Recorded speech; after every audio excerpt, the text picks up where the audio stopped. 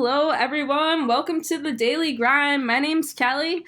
Today, I'm here with another special guest, a super exclusive interview with Richard Lewis. Looking forward to it. But before we jump right into introducing him and everything, I just want to give you guys an update on the Daily Grind. So, my fellow co-host, Connor Christian, you remember he's traveling to New York, back in Chicago. He actually went back out to New York for the U.S. Open to help out Wilson as the official ball sponsor of the tournament, and also we have a retail store on the grounds. So he's kind of been busy and stuff with his schedule. Unfortunately, he's no longer able to be a standard co-host on this podcast, but you will hear about him more and more throughout one of our episodes later down the road. So that being said, no worries. We're going to jump into, again, I want you guys to welcome Richard Lewis. He is a really cool guy, developer advocate for Coyote Logistics, supporter of the JCs, White Sox, Chicago Bear native. There's so much stuff I could touch on his resume. But without further ado, let's welcome Richard Lewis. Woohoo! Hey, thanks for having me on. Yeah, thanks for joining me. Richard, tell us a little bit about yourself. I know I kind of gave a brief introduction, but I think you're a good person that likes to be a little modest, but also share your story. Okay, so as you said, I'm Richard Lewis. I'm a developer advocate for Coyote Logistics. So what that means is I work on making our developers feel more comfortable at home and making them more centric about our products and technologies. So I do that internally and externally.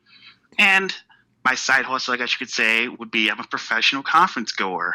So getting out into the communities, the developer communities, women in tech, black in tech, security groups, just getting to know all the different developer advocacy communities out there and just, making them feel really comfortable with Coyote Logistics and, suggesting products or technologies or introducing them to Coyote. That's awesome. For your as a conference goer, do you travel a lot? Do you travel within the Illinois area? Do you go outside the state?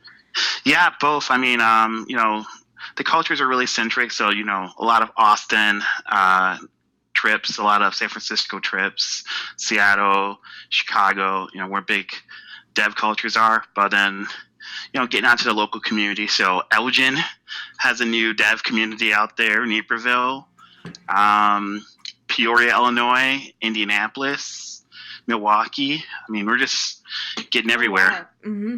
Yeah, is Chicago like a big hub for the developer scene, or? Yeah, Chicago is probably the third largest market that's just in general where you see large companies go. The developers will follow. Surprising ones are like, Ames, Iowa. Mm-hmm. When companies go set up there and then all of a sudden a huge developer culture pops up there. Wow, that's really interesting. You were just telling me earlier you came back from a conference today. Was that part of one of the developer ones? Can you talk a little bit about more of that? Yeah, so actually I'm at a conference this week, and then luckily it's in Chicago, so I get to go home each night. The conference is DevOps Day Chicago, and what they focus on is bridging the two divides between the developer side of companies and the operation side of the company, so that way everyone can work together. This 2-day conference, Coyote's a sponsor of the conference, so, get to meet a bunch of people, give them a little spiel about Coyote Logistics, and hey, now that I think about it, this is the second week in a row that you've had people on there from the supply chain side of the world, I must have a lot of friends in supply chain. Yes, I think this is a sign. I think that may be your future industry. It might be. Yeah, I think I want to switch from finance into supply chain. Yeah, can you tell us a little bit more about supply chain and how you gravitated towards that industry? Yeah, so while I was in college, I worked for a company called Sears, small startup, I guess you could say. But no, I worked for a company called Sears, and while there, I started working on process improvement and moved into their inventorying of their trucks. The trucks that come out to your house to repair your washers and dryers. And from there, just stayed in the whole supply chain side, figuring out where the right items are being in the right warehouses. Just still in technology though, but the supply chain side of technology, and then moved into process improvement, and then from there went into process automation and found my way to Coyote Logistics. Just when they were starting to grow. Yeah, that's definitely a startup company or more recently newer company. How long have you been with Coyote Logistics? So I literally just celebrated my 7th year last week. So now we're in the beginning of year number 8, I guess you could say. Very nice. And it's going pretty well. I mean, we got acquired by UPS now about 3 years ago, and that's just created a whole new synergy for us. It allows for us to grow rapidly overseas and into new markets. When I started there, I think it was around employee number like 200 and something, and right now we got about a little bit under 3,000, 4,000 employees around the world. It's pretty cool. Wow. Do you interact with other employees across the country or around the world on a daily basis or a regular basis? Yeah, this morning, while I was at the conference, I was actually talking to one of our guys in Amsterdam, and we talk over Slack. And he was messaging back and forth for me, asking questions about how to do certain things or who to talk to for certain things. And then that progressed into us saying like, hey, I'm at this conference. And he's like, cool, send me a photo. And just me sending him photos endlessly from there of like cool things I saw. So yeah, and especially with technology like Facebook or Instagram, I think every company is becoming one of those young, cultures. And I'm on Snapchat, I'm on Facebook, I'm on Instagram, and that's how my coworkers connect with me. Yeah, there's multiple channels to connect with people all over the place. I guess Richard, what's your go-to to communicate with people all around? I know you're big on Twitter. Yeah, so I got into Twitter in the early days, and that was mainly because at the time I was a database administrator, and that's where all of the DBAs were at. They were all on Twitter. So I started using Twitter back then, and I would say that was probably like 2004, 2003. And then from there progressed into Facebook, Instagram, Snapchat. I think I didn't join Instagram until I came to Coyote. Yeah, I'm pretty new on Instagram myself too, just over a year old basically. Yeah, I would say more of a Facebook person just to stay in touch, or just for me, I like to do a lot of different events or see what's all going on in the big city of Chicago or elsewhere. And then Twitter I'm on there, and then Instagram slowly getting the hang of it and starting to grow on there. But it's definitely I would say that's more of a millennial popular social media. But yeah, actually, we should probably tell our listeners how Richard and I got connected a couple years ago. In this, I guess you could say, small or big organization called the JCs. Richard, he has so many accomplishments throughout the years, even before I met him, in the state of Illinois and in the U.S. Via the JCs. So, Richard, maybe do you want to touch base on maybe your involvement with the JCs? Shout out, he was the 85th state president of the Illinois JCs. Wow, you still remember that? Yes. So I am now I consider myself to be a past state president of the Illinois JCs. And what the JCs is an organization for young adults 18 to 40. We focus on leadership development to community involvement. So what that means is we teach people to be better leaders in life and in their careers and in goals through community involvement. So you help your community and you get skills out of it, project management skills, financial management skills, just those general great life skills that we all need: how to change tires, how to balance a checkbook. Yeah, I'd say like a well-rounded individual, not just in work-related subjects, but just real life situations. You can solve problems and provide solutions to people. Yeah. Um, yeah, so Richard and I, back when I first moved to Chicago area, I was located in Mount Prospect, and I was a from going from the Middleton, Wisconsin JCs, then moving to the Milwaukee JCs, and then finally Mount Prospect JCs. I connected with Richard in that chapter. Really great organization for young people to create positive change, like Richard said. Lots of different things you can do. Um, I guess too, Richard, is there any tips for our listeners out there if they're interested in joining or how to become involved in that? What's the other benefits or? Yeah, so the JCs is an international organization around the world. We're known as JCI. In the United States, we're primarily known as the JCs. So our organization can be found at jciusa.org. And, we have chapters in every state except for Alaska and Arizona. Mm-hmm. Besides that, you could probably find a chapter in any state. Mm-hmm. And then membership, that ranges around the cost of dues depending on where you are. I would say in the United States it's no more than $60, $70. Mm-hmm. Some chapters that are highly attractive may charge more for dues, but supply and demand, right? Yeah, exactly. That's really great. Reasonable membership and everything, and there's so many different events depending on your chapter. You can even be one of those people that helps change and have more responsibility and helping out with events and programs. Unfortunately, I had to kind of dissolve myself from the JCs to focus more on my own nonprofit, the Kelly Johnson Foundation. But again, that kind of helped me inspire me and motivate me to continue to make change in my local community.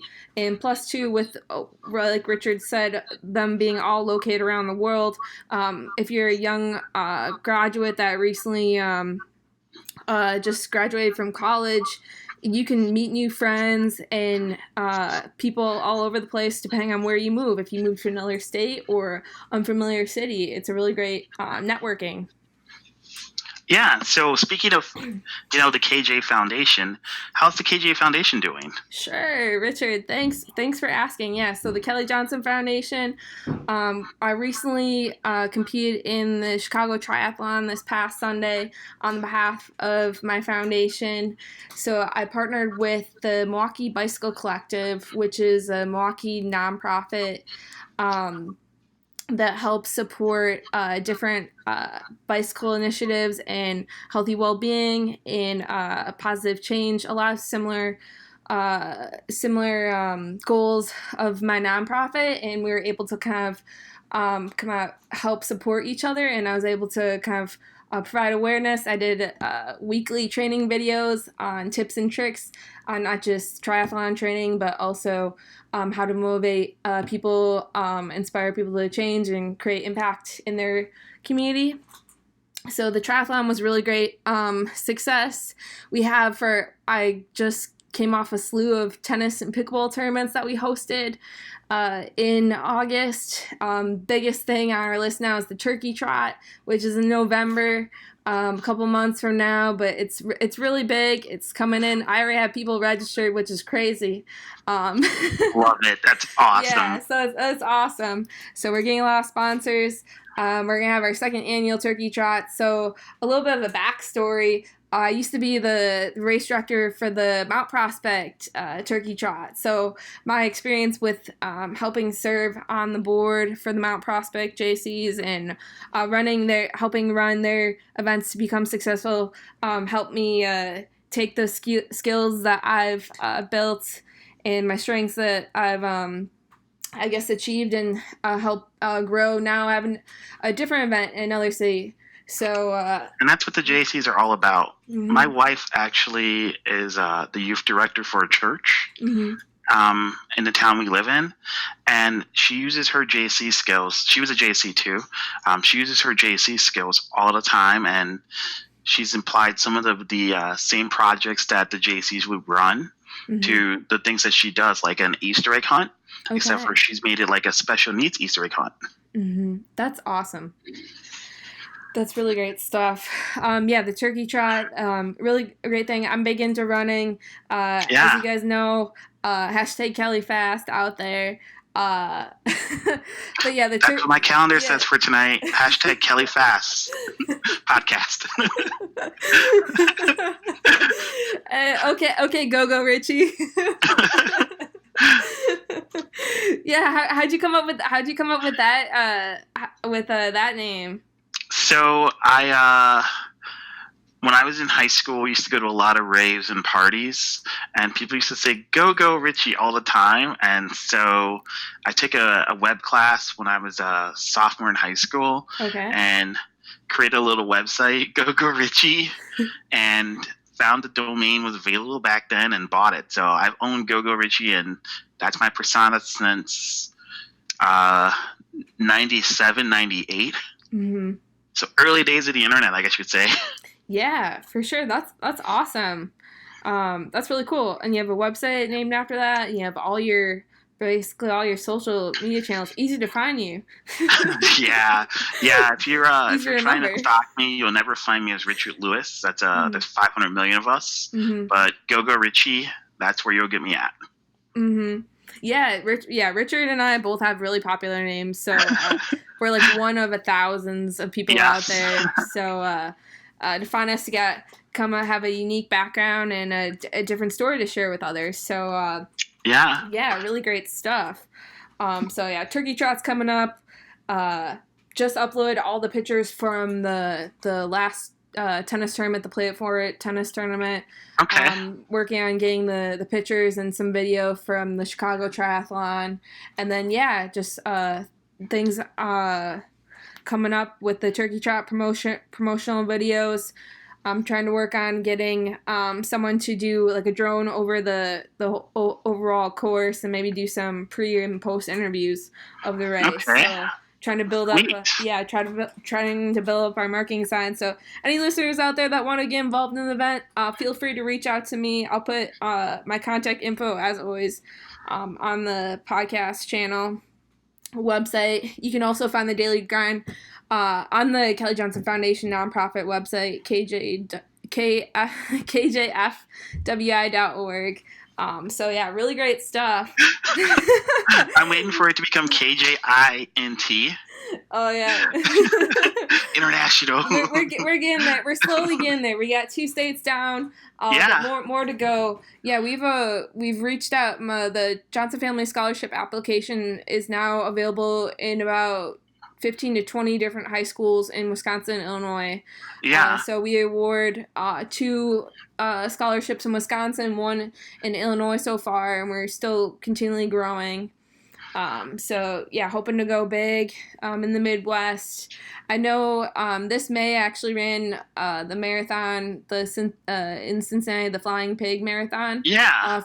I was a charity partner with the Kelly Johnson Foundation. So basically, I had a team for my nonprofit, and all the money that I raised in the team went directly to my nonprofit, which is really great.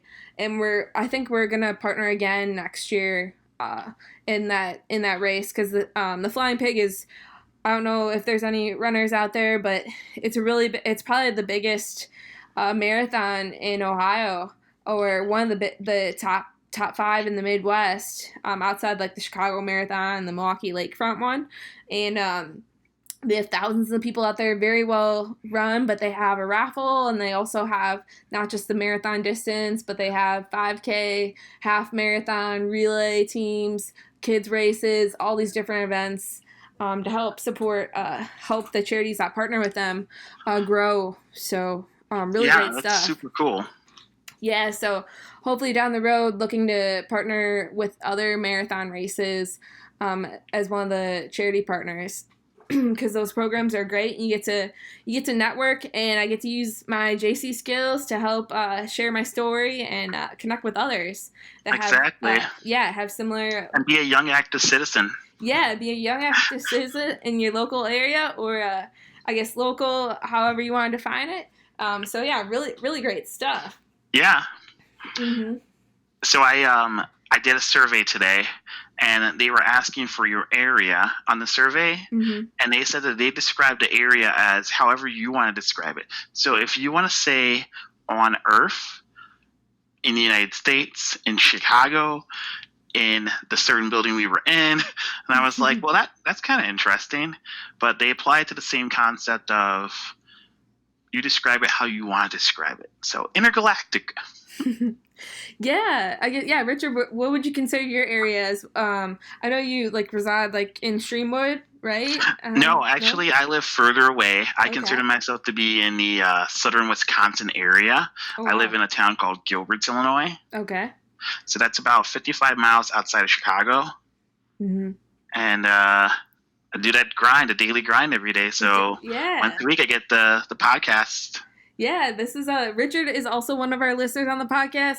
I mean, everyone is obviously it's growing, and I invited him because he has great personality, and love to have anyone out there with a unique story and background, and especially supply chain. You know. Yeah, I mean, we need to give more love to supply chain people, especially in general. I mean, the BAs in supply chain, they need some love. The finance side of supply chain too needs some love. So hey, we got room for you over here too. Mm-hmm. Is Coyote Logistics hiring? Yes. What was the guy last week? He was in supply chain, but he used to be a BA at Wilson, and then Mm-hmm. where is he at now? He's at Lowe's headquarters. Yes, that's what it was. Mm-hmm. Yes. So yeah, he was his background was demand supply planner when he was at Wilson, but yeah, I think he's similar at Lowe's. Yeah, all of our listeners out there, Caitlin Bryan, he was on our previous episode, so if you want to check that out again, feel free to look on our website and the links on there, or just search The Daily Grind and you'll definitely find it. Really great stuff. Yes. Yeah, so Richard, do you have any upcoming travels coming up? So part of my, I guess you'd say another one of my side hustles, I'm still really involved with the JCs. I'm serving as one of the program managers and chairs for this year's 10 Outstanding Young Americans Award. And our conference is actually coming up at the end of September in Corpus Christi, Texas. So that's going to be a major trip for me. Mm-hmm. And then I will be out in New York the second week of September for a software conference out there. So yeah, still on the road, still being Go Richie. Very nice. Oh man, I'm gonna miss you. I'm heading out to New York this weekend during the U.S. Open tennis tournament. The Grand Slam is going on. So I'm gonna be out there with Wilson for the U.S. Tennis Association meetings. They have national meetings out in Manhattan. So I'll be out there. I'm on the adult competition committee, so I get to help support and share my insight for adult programs and events such as like the sanctioned tournaments they offer throughout the U.S. and then also how to promote people to get involved in their local league or on the district level. But yeah, I'm definitely gonna miss you. Man, it was like the second week. So I love it how every episode you always, or at least last week, and I think the week before, you may have talked about the Arthur Ashe courts there in New York. Mm-hmm. And that's one of my goals in life. It's kind of like a morbid goal, but someday I would love to have a funeral in a building named after me. Yeah, to have a stadium or like a Richard Lewis Stadium. Yes, arena, Richard Lewis Arena. Arena. That's pretty good. Yes. I'm going to put that in my notes.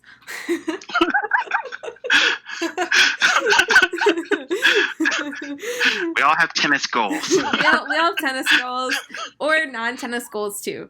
Yes. But yeah, I'd love to have a stadium or a training facility or something named after you. I think that's a good goal. Even a goal of mine, I'd love to have like a tennis court, something to people remember you about and what you've done in that community to help spread, grow the sport, or even create positive change. Yes. Yeah. Are you And gonna I'm still laughing about all the talk about pickleball being for old people. I just got into pickleball, and I'm like, am I the old person now? Wait, what? You're in pickleball? Tell me more. Yeah. This is So crazy. I tried it out and stuff. I liked it, and I realized like, hey, this is something fun I can do. And yeah, I'm starting to like it. So I'm starting to get more into it. Are you gonna sign up for any tournaments? Are you are involved in leagues, or are you just kind of play when you can? Or Yeah, just trying to play while I can in the Elgin area. Um, so we'll see where it goes. I know there's a bunch of senior centers out by me, and maybe I'll go out there and like hustle those guys down or something. yeah, what the heck? Yeah, go amateur. Go to Yeah. some amateur tournaments or something. Elgin, so that's over by like Hanover Park, right? Yeah. Elgin's it's between Hanover Park and Algonquin and Mm-hmm. East Dundee and Naperville and Nice. St. Charles. That general area. Sure, yeah. I remember I used to coach Oakton Community College, and we played Elgin Community College Okay. over there for tennis. So yeah, I remember taking those drives out there in the team van. Yeah. Yes. Yep. It's yeah, that's great. So pickleball, that's really good stuff. Do you play with like a pop-up net, or do they have official courts over there? No official course, but a pop-up net. Yes. Okay, that's good. Yeah, I think the sport's slowly growing in the Chicago area. So I mean, by no time, there's probably gonna be permanent ones up soon. Yeah. If there's no meetup group yet, there will be soon. I bet. How'd you learn about pickleball too? Do you kind of search it for it, or did a friend of a friend, or? No, I was actually out with my mom. We were looking for a facility and for a family reunion. So just talk about using JC skills, Sure. playing in a family reunion, just applying those same JC skills there, and saw a bunch of guys playing it, and I was like, oh, that's so cool. And they're like, you want to try? And then started playing with some of the guys over in Schaumburg, and just I kind of like it. So Yeah, it's really good, really great sport.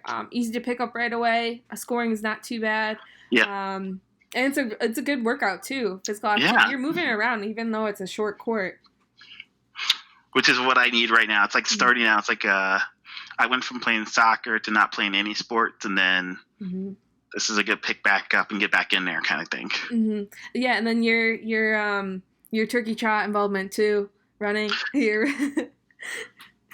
Yeah, the Mount Prospect JC Turkey Trot. Yeah. Yeah, that's still going, and that's going to be, Thanksgiving morning. This will be our almost 70th year we're coming up on. I think it's like 65th, 64th. But yeah, it should be exciting. Yeah, it is. So yeah, talk about a turkey trot that's been around forever. So I'm talking to Richard Lewis, one of the key players, continuing the Mount Prospect JC's turkey trot. It's one of the longest running races, longest turkey trot races ever. Yeah. So this year, what's going to be a little different is it's actually being taken over by a new group, the Mount Prospect. I'm not really sure what the name is yet, but it's going to be either Mount Prospect JC Turkey Trot Association or Friends of the Mount Prospect JC Turkey Trot or something similar to that. This is a way to allow for, because the JCs is an 18 to 40 group. This is a way to allow for our friends over the age of 40 to get involved and help run that project and run that event. That's great. Yeah, it's great to partner with another organization to help continue the tradition. That's awesome. Yeah. So Richard, when you're in New York, are you gonna have time to go check out the U.S. Open or like Arthur Ashe Stadium? No. The conference is a 2-day conference, so it's gonna be a quick in and out, and that's actually the day after my birthday.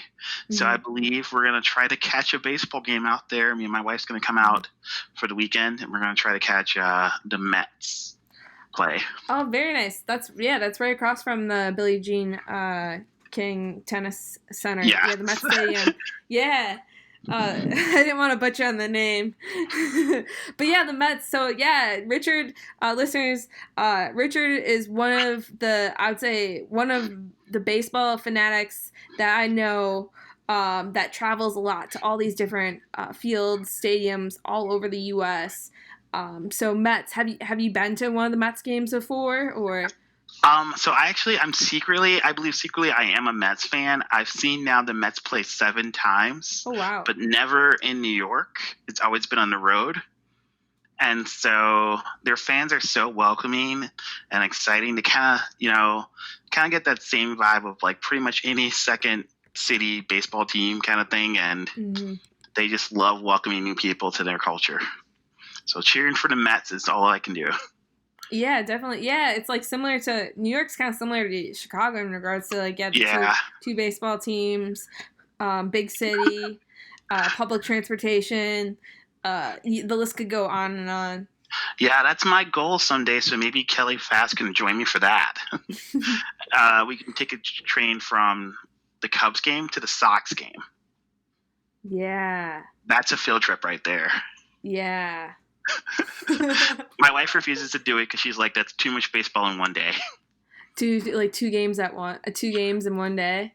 Oh, yeah. That'd be fun. That's like a marathon. That's probably more painful. You gotta stay hydrated. Yeah. Lots of water, lots of beer, lots of Mhm. soda and Mhm. lemonade. Mhm. Mhm. Yeah, that's awesome. Citi Field. Have you been to their other baseball team out there at Yankee Stadium? Yeah, so I was actually at Yankee Stadium last year. I've been there 2 times now for 2 different Yankee Stadiums. Oh wow. Oh, for the new one and the old one. Yes. What? Yeah, can you tell our listeners like differences between the two? I'm a big sports person. Okay, so I guess to say the biggest difference is the size, and besides that, they look exactly the same, in my opinion. They look exactly the same, but the new one is a lot bigger. Um, the concourse, I would say, is if you compare it against something like Wrigley Field, the concourse is so massive where everyone can fit in the middle of the concourse, and they move between the floors via elevator, which is crazy. Like you get on an elevator and there's 30 people on like the elevator with you, and it just goes up to the right level for you, the Oh my concourse gosh. level. Wow. So cool. That's really cool.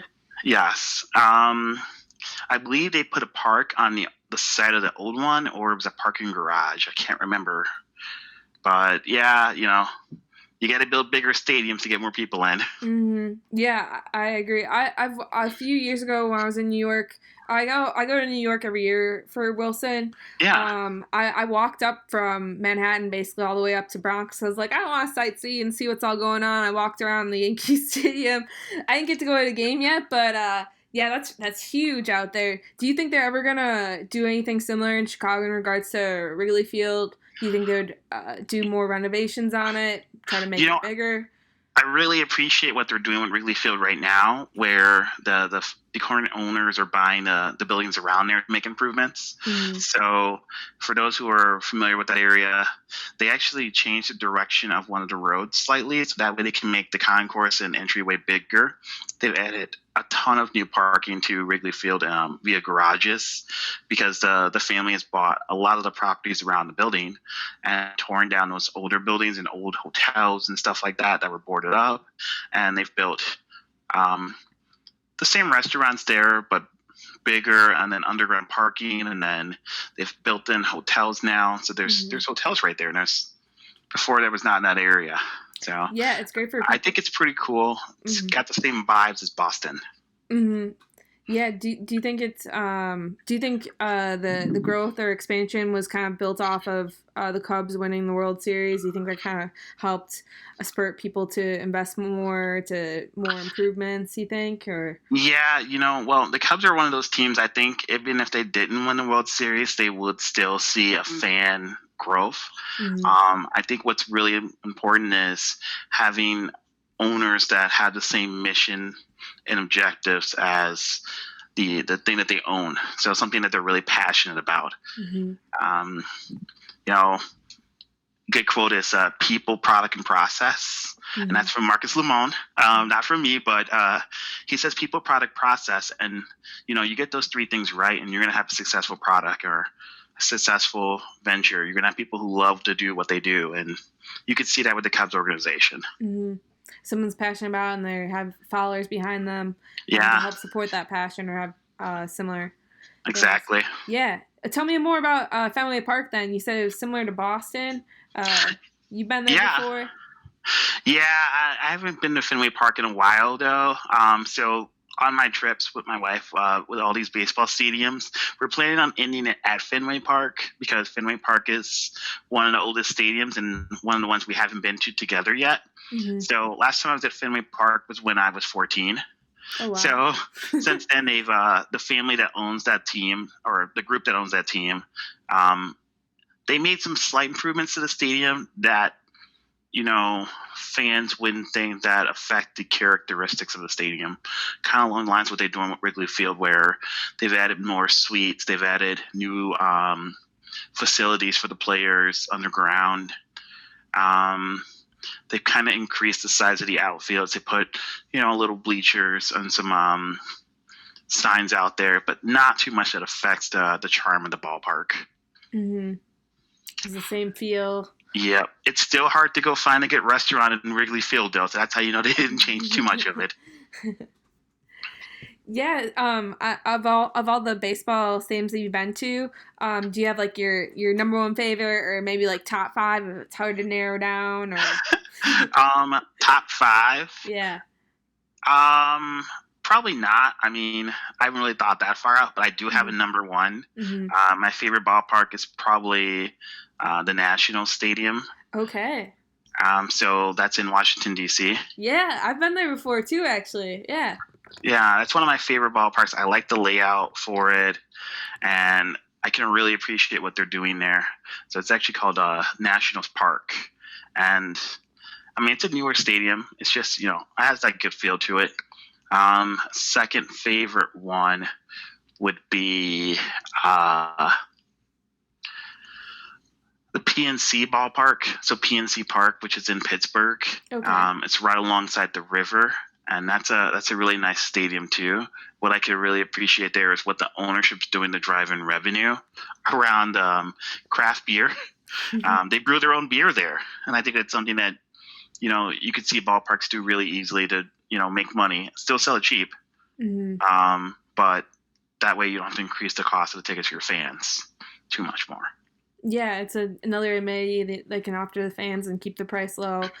Baseball is like a family fun activity, obviously. Yeah, Hmm.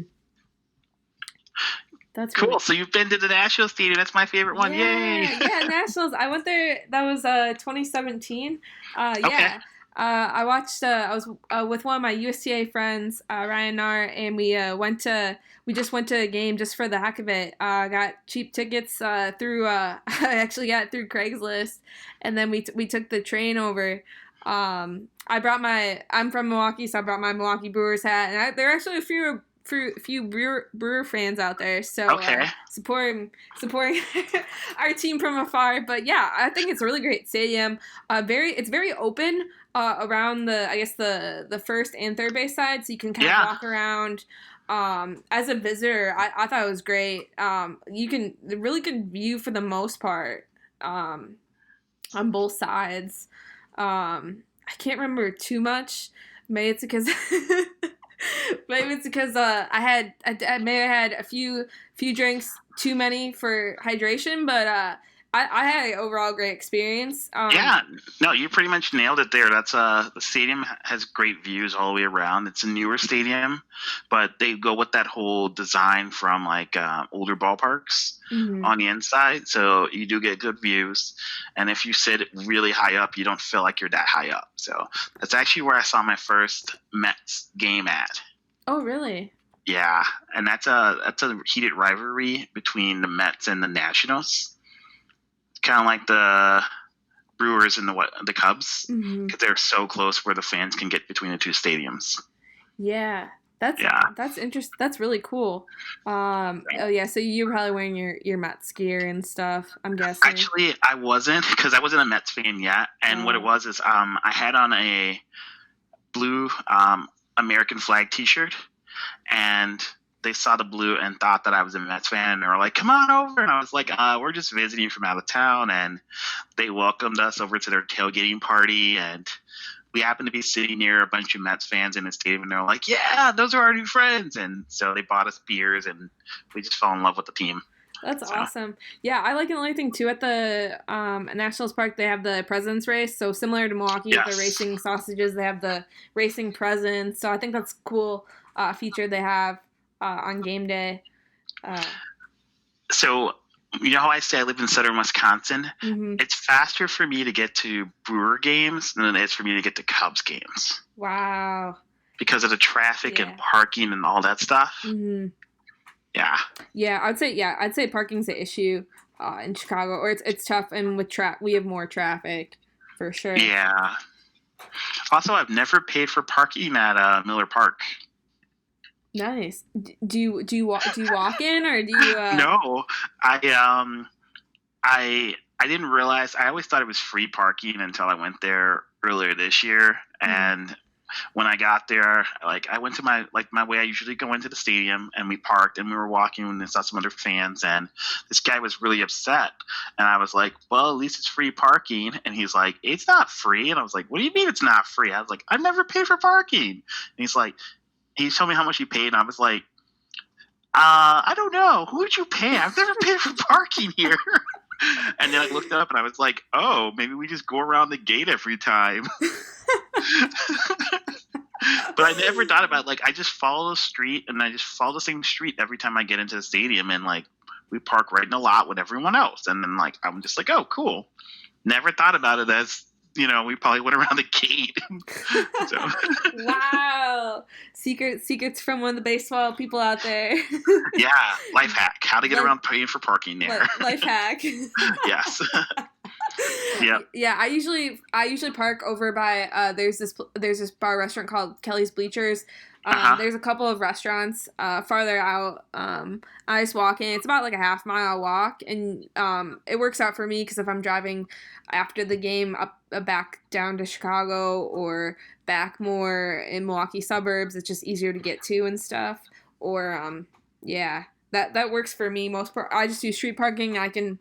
I find the one where it's free, just a farther walk. So Okay. I get my steps in, get the Fitbit steps in. That's right. Everyone's got that daily step goal. Daily So, step goal.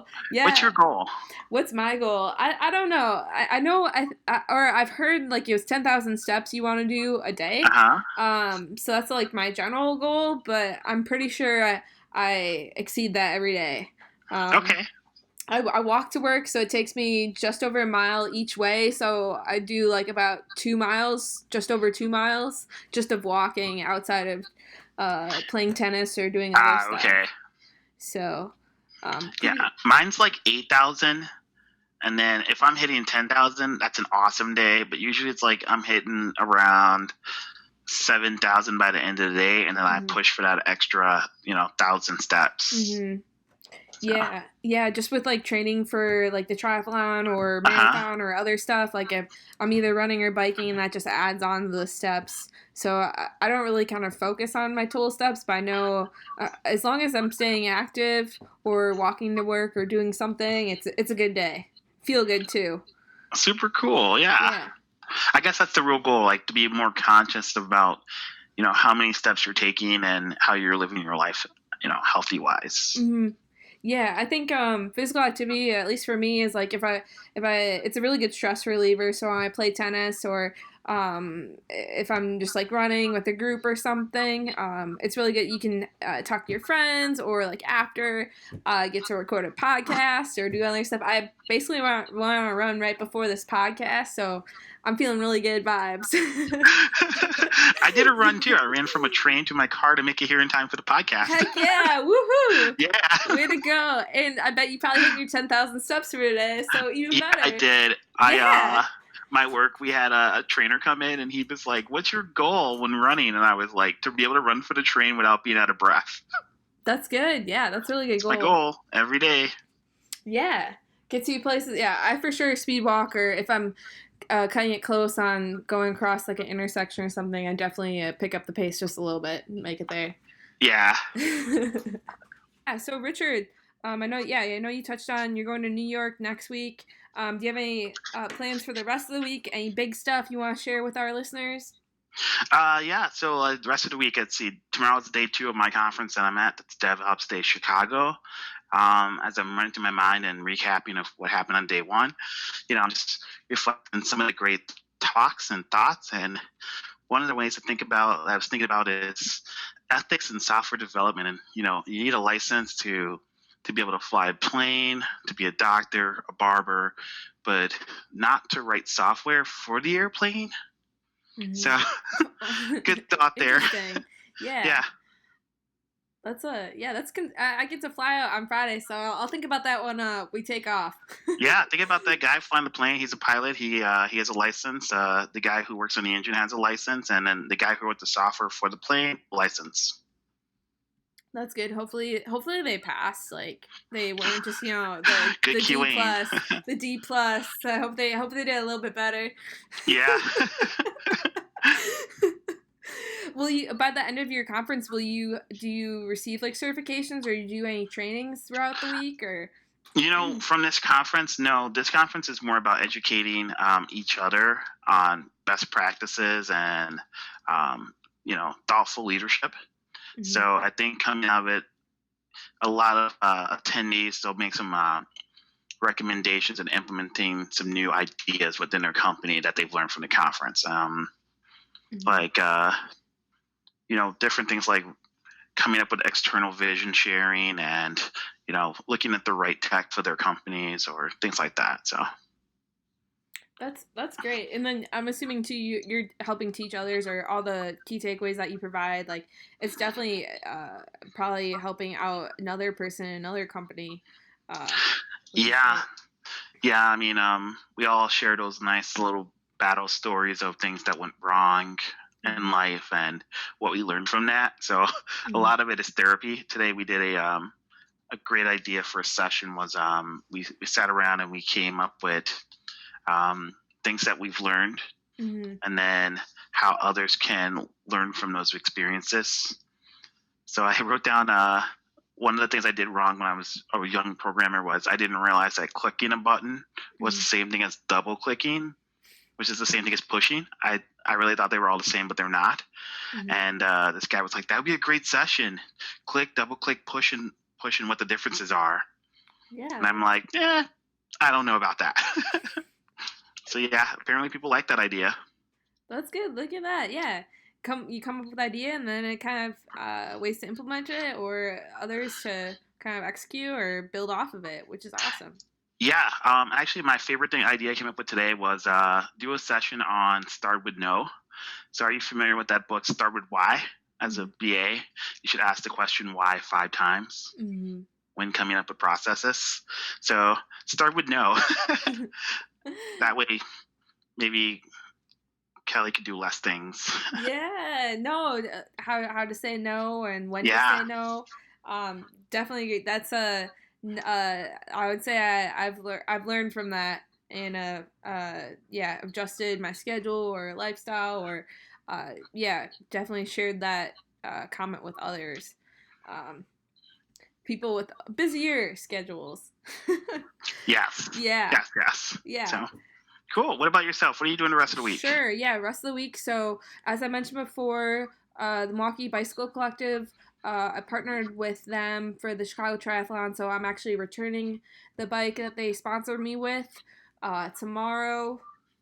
And so I'll be in Wisconsin briefly, and then I'm actually coming back to Chicago end of the week, and then Friday I fly out to New York for Wilson, those U.S. Tennis Association meetings. So I can't believe the week's almost over. Hoping for great weather out there. So it makes my travels easier. LaGuardia Airport, I've heard, has been lots of delays, or I've always had delays in the past. So fingers crossed that'll be a smooth flight in and smooth flight out in time for Labor Day. So yes. Also got like a tennis match coming in too. I'm fitting in somewhere. Okay. So I'm playing it in Gladiator Tennis, which is like a flex league. You get a list of opponents, and you play a match each week. So you find a time and a place to play. based on each other's schedules. So I got one later this week. I'm actually 2-0 so far in the fall season, so hoping to expand my winning streak. We'll see. Heck yeah. Heck yeah. That's So- right. If not, you can do like I do. Go play some senior citizens and beat them down.